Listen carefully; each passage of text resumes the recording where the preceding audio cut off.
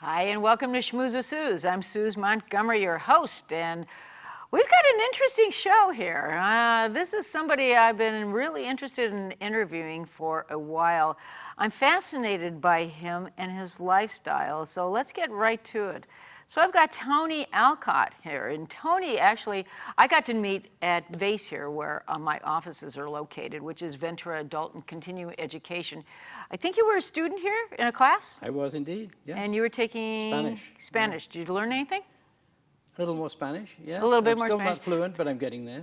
Okay, well, around here it'd be a very admirable trait to have, especially since there's so many Spanish speaking. I also took a cooking class. A cooking class? I did. What'd you learn how to cook? Thai food, my favorite. Why do you like Thai? Oh, I just love Thai food. I spent What time about in Thailand too. Oh, did you? How long? Okay, let's start at the very beginning. You were born where? Birmingham, horrible city. Industrial? Industrial city in England, the second largest city in England. It's very industrial. And you escaped when? Oh, probably in my early 20s. Went to live in London for a while. And what'd you do? How'd you survive? Because you were young, well, right? I graduated in nuclear physics, believe it or not. Holy mackerel. My thesis was on nuclear resonance, which became the basis for the MRI machine. I'm impressed. It's complicated stuff. Why? What attracted you to that field? I don't know, just fascinated experimenting with stuff, you know. And you must have been quite good at it. I was, yes. Yeah. And you did it for how long? Well, I graduated from that and then had nothing more to do with physics after that. Really? After you Yes, studied? somehow I ended up working for a couple of companies, had my own little company that failed miserably. That was a good experience. Okay, Then good I way to went learn to work something for new. IBM for 17 years. Really? On the technical side, and then I switched to sales and started making money. Interesting change of careers. Yeah, IBM computers, right at the beginning days.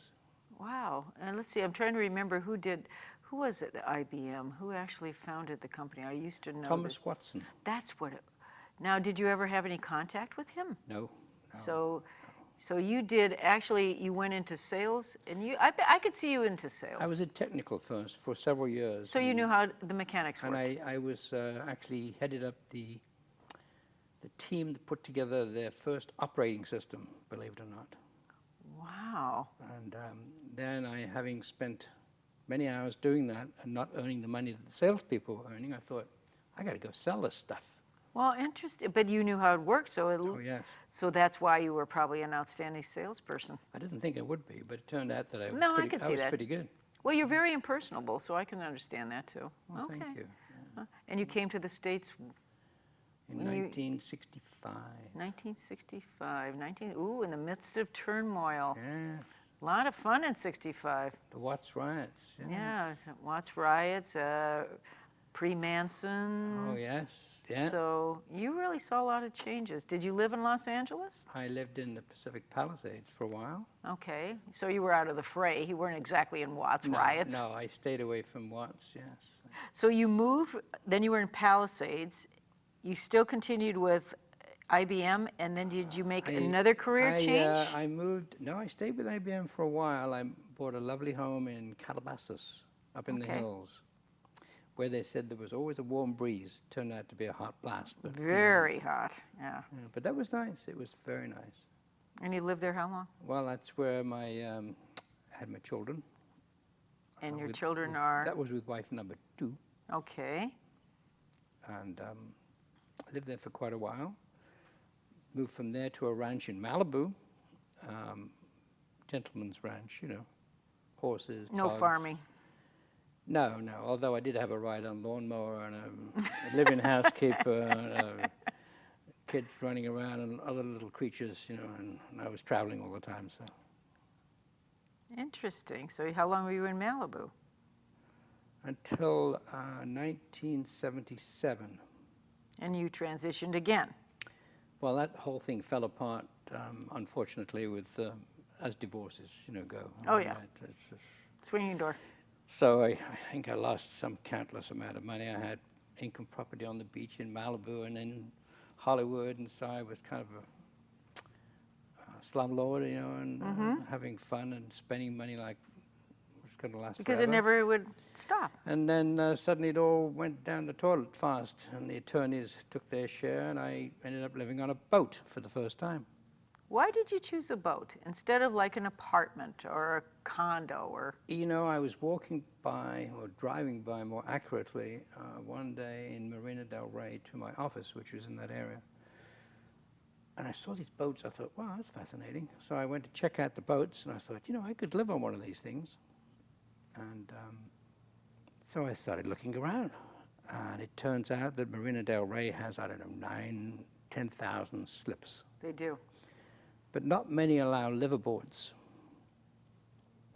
So I checked all the different people that lease those slips from the county. And there's like 15 or 18 of them, lessors. And the waiting list was forever. There was no openings, no possibility of getting a liverboard slip. And on the very last one, on Fiji Way, called Fiji Marine, it was a boat dealership and repair place. And they had the salesman there said, you know, we do have a boat for sale, and if you buy it, we'll give you liverboard privileges. I said, I'll be right down. So I went down and saw the boat. I walked down the dock, sunny day, you know, sun glinting off the boat, it's gorgeous. And I get to the boat, he said, this is it. And oh, wow, this looks nice. And on the back deck, here was this fellow and his girlfriend at the time, now his wife. Gorgeous blonde. They're drinking champagne. Oh, Hollywood He said, movie come set. aboard, have a glass of champagne. He said, let me give you the tour. He gave me the quick tour. I said, I'll take it. How big was it? 36-foot Chris Craft. Oh, Chris Craft, Yeah. those were beautiful. The wood. Wood boat. Beautiful, Yeah. beautiful. It's called a boat. lapstrake, where the wood overlaps. You know, it's a very seaworthy boat. Did you ever take it to Oh, sea? took it everywhere. Interesting. You know, had I have known at the time some of the dangers, I probably would never have left the slip. Did you have but, any sailing experience? No. So ignorance is bliss, you know. So we blazed off the Catalina, and we were all over the place, you know. Fortunately, we survived it, so that was good. We didn't have anything. No, we had a compass. That was it. Amazing that you didn't. Oh, it's a miracle we didn't die. And how long were you on this boat? 4 years. And you fell in love with living aboard? Or you I had a great... adjusted? I adjusted, yes. It was a great time. I mean, you make a major adjustment when you move to a boat. So what do you have to do to change your mentality about wrapping your head around having stuff, like we said before, and then having no stuff? It's a major downsizing exercise, because if it doesn't fit in your car, it's not going to fit on the boat, which is pretty limiting, especially when you have a ranch with all the stuff that I had.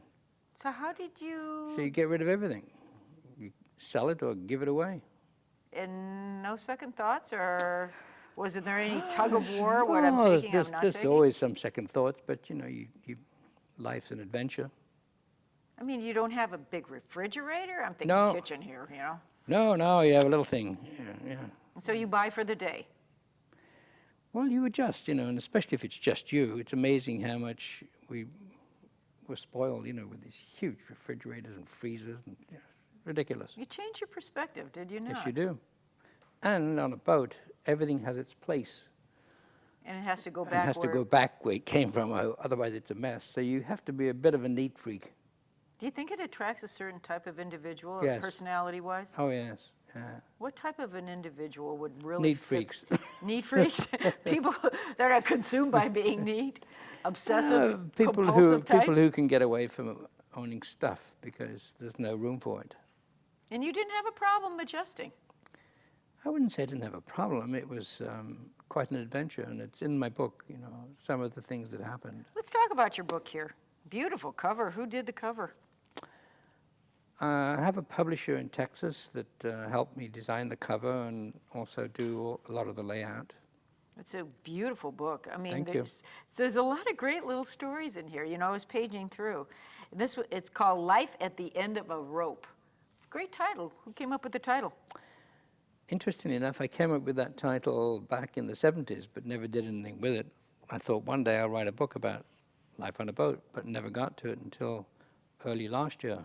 And I thought, why didn't I do that? Because I'm now Did you have back any living. skills in writing? No.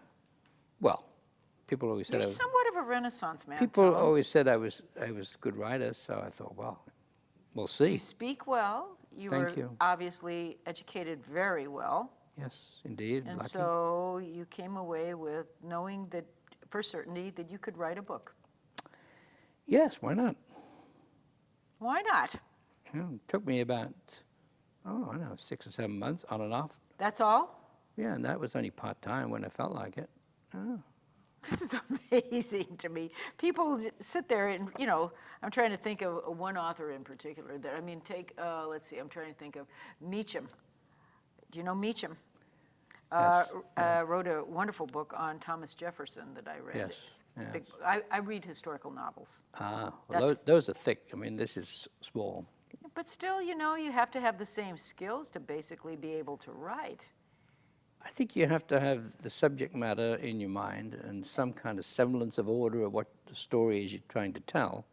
So maybe the way you've organized your life inside of a boat into a space, you do the same organizational development as in writing a book? Kind of. Okay, so I'm trying to tie this together.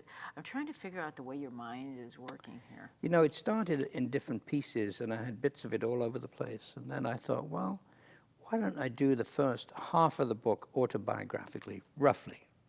So I tell my story of twice I've lived on a boat. Once back in the 70s, and now for the last 3 years here in Ventura. And then a little bit of advice about what to do about living on a boat. How to buy it, where to put it, all the things you have to worry about, should worry about in terms of maintenance and all that stuff. So the And boat then- you have now, it's a totally different boat, correct? Totally different boat, yes. Okay. But then the second half of the book, it has 9 stories, 9 different stories of other people who live on boats. And they agreed to be interviewed. I have the legal agreement to publish. And their photos and the photos of their boats are in the book. And how do they feel about? They loved it. I bet they did. I bet you're a good storyteller. Well, you know, it was their story, really. I interviewed them, and then, of course, I edited it and had them prove it and so on, but it went backwards and forwards a few times. I'm fascinated about, just in general, I guess it's, you know, coming from a parent of a pack rat. My mother was a professional pack rat, very professional pack rat. I've told you stories about Yes. the ball of Yeah, foil. the tinfoil. Unbelievable story. Things my mother saved when she died, it was just, my brothers, like I said, they just put their hands and they went, we're not touching this stuff. That's all yours. And they walked Yeah. away. It was heartbreaking and because there were so many pieces of our childhoods in there. Oh, In yes. this garage of 60 plus years. But, you know, and going down memory lane, it was difficult to look at a lot of it too. But a lot of it was just bizarre. I mean, the things people keep. I mean, I'm sure when you were cleaning out, you probably thought to yourself, why do I have this and why did I keep this? You know, you had to pick everything up and say, when did I use this last? You So know. did you have a way of purging? I mean, is it like the 1 year rule that if you haven't used it in 1 No. year, it gets tossed? There isn't really so much as a rule as, whether you A, need it, or B, just can't part with it. Now, I do have a storage unit, but there isn't much in there. I mean, I have some valuable paintings and a couple of pieces of very nice furniture that I couldn't bear to part with, and all my photographs. Oh, you can't lose those. So, you know. It's your history. Yeah. Basically, you kept The your rest of history. it went. It's expendable. Now, you've got a new boat, you said, for the past 3 years. How'd you get to Ventura, first of all? Oh, that's a long story because my life has been pretty much a you know, a kaleidoscopic adventure. You know, it's. It sounds, I'm fascinated, though. It was after I published a magazine with ex-wife number 4, and when. What kind of a when- magazine? A health magazine, Your Health Connection. YHC magazine published it. It was here in the area. Yeah, I remember that magazine. It was very popular, It was. but it wasn't profitable. And after 2008, it went. Well, everything did, didn't it? Well, you know, when that fell apart, a similar thing happened to what happened back in 1977. You know, you lose a lot of money, attorneys, this, that, and the other. You know, it's not pretty. So I ended up living in Spain for a Why bit. did you choose Spain? Oh, I thought I could settle in Spain and afford it. You know, and I lived there for a few months. Decided I wasn't quite ready because my son lives in Venice Beach, so I wanted to be close to my grandkids or closer to them. And I came back and lived with friends for a few weeks and bought this boat, which I now live on. Does the boat have a name? Yes, Hiatus 4, Hiatus 4, referencing. meaning time out. Hiatus means time out. Correct. Time out for the 4th time, 4th I like marriage, it. 4th. I like it. Because my first boat was Hiatus 2 just by coincidence. And I kept that name. I thought, how appropriate. And how big is this one? It's a little bigger, 44 foot, That's a big boat. tip to tail. That's a big boat. It's nice. It's very spacious. Now, do you sail this one also? No, it's a power boat. Okay, it's a power boat. You went from sail to power boat. No, I had a power boat the first time. The Chris Craft Okay. was a power. They were both power 36. boats. Both big power boats. Is this one seaworthy? I mean, Oh, obviously yes, it's docked. very, yes. But you don't take it out. I do, but right now the engines are being worked on, so within another week or Okay. two, it'll be out there, yes. And you'll take it out. Take it over to the islands, yes. And what, do you dive at all? Did you? I've done a lot of scuba diving. I don't anymore, but you know, it's fun to be out there. These islands out here are the Galapagos for America. I mean, They are beautiful, aren't they? treasured islands. I mean, they are so pristine, and they've done a fabulous job at bringing them back to where they were. They got rid of the pigs. They got rid of the eagles. The pigs were wild pigs on Well, they were Santa Rosa, was it? mainly on Santa Rosa, yeah, and they had to shoot them all. Not pretty, but you know, they were ruining the vegetation and the island fox and everything else. So now it's all coming back to a new balance. Interesting. And that's just because the Conservancy is Yeah, restoring well, it? yes, exactly. Yeah, the Channel Islands Conservancy, and they have done a fabulous job. So I want to know a little bit more about living aboard. What would you like to know? So you do laundry where? They have facilities at the dock. I mean, some boats, if you get Okay. a large enough boat, you can have your own machines. I don't have that large a boat. Okay, That I'm prepared to dedicate that much space to. but you can't cook aboard. Oh, yes, yeah. And Okay, you've shower got a and everything galley. else. Yeah, full galley, bathroom, shower. TV?